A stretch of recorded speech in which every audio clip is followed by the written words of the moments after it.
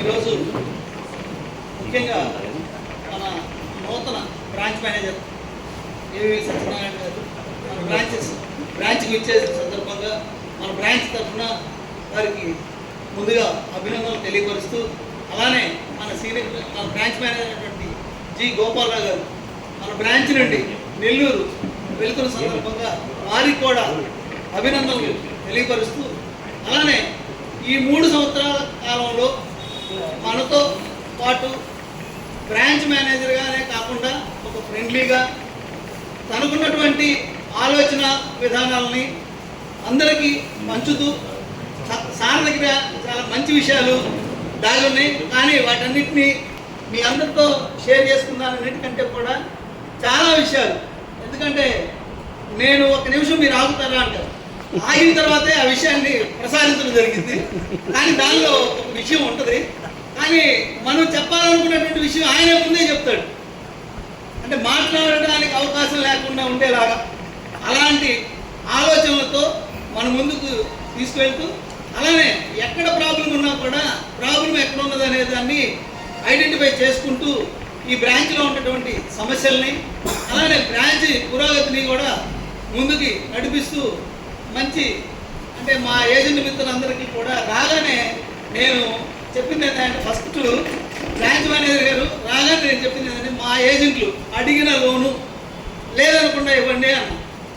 ప్రతి ఒక్కరు కూడా అలానే తన ఛాంబర్లోకి వెళ్ళి, సార్ నాకు పలానా అడ్వాన్స్ కావాలి, ఫర్నిచర్ అడ్వాన్స్ కావాలి, పలానా మ్యారేజ్ అడ్వాన్స్ కావాలి, ఏ అడ్వాన్స్ కూడా తను ఎవరికి రిస్ట్రిక్షన్ పెట్టకుండా మీరు ఇన్ని పాలసీలు ఇస్తే ఇస్తాను అనే మాట అనకుండా చేసినటువంటి బ్రాంచ్ మేనేజర్, ఇది మట్టికి నేను పూర్తిగా నమ్ముతాను. ఎందుకంటే ఏజెంట్ల మిత్రులు అందరికి కూడా చాలామంది ఫర్నిచర్ అడ్వాన్స్ తీసుకున్నారు. అలానే వ్యాపారం చేయడానికి తన వంతు, మీరు ఈ క్లబ్లో ఉంటే కాదు, ఇంకా ఎందుకంటే క్లబ్లో ఎదగాలి అంటే మీరు చాలా డ్రీమ్ వర్క్ చేయాలి, ఆ వర్క్ చేసే విధానాన్ని కూడా సమయాభావంతో మాట్లాడేవాళ్ళు. కాకపోతే ఏంటంటే బ్రాంచ్ మేనేజర్ గురించి చెప్పాలంటే, వాళ్ళకు ఉన్నటువంటి ప్రెజర్స్, వాళ్ళకు ఉండేటటువంటి ఆఫీసు సిబ్బందితో ఉండే ఇబ్బందులు, అలానే మార్కెట్లో నుంచి వచ్చేటటువంటి కస్టమర్స్ని ఏ కస్టమర్ దగ్గరికైనా వెళ్దామంటే ఎప్పుడు వెళ్దాము అనేటటువంటి చాలా సపోర్టెడ్గా ఉండేవాళ్ళు.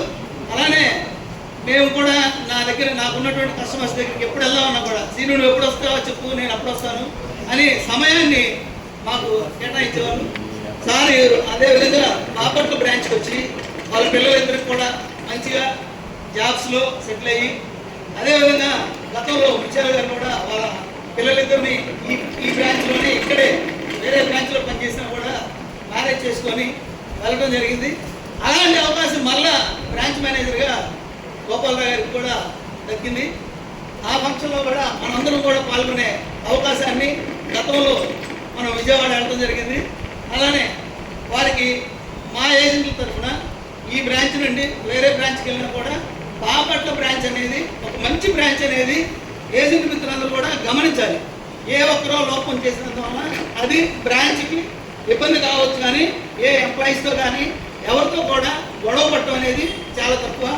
వేరే అదర్ బ్రాంచెస్లో ఉన్న సమస్యలతో పోల్చుకుంటే మన బ్రాంచ్ నుంచి సమస్యలు అనేవి లేవు.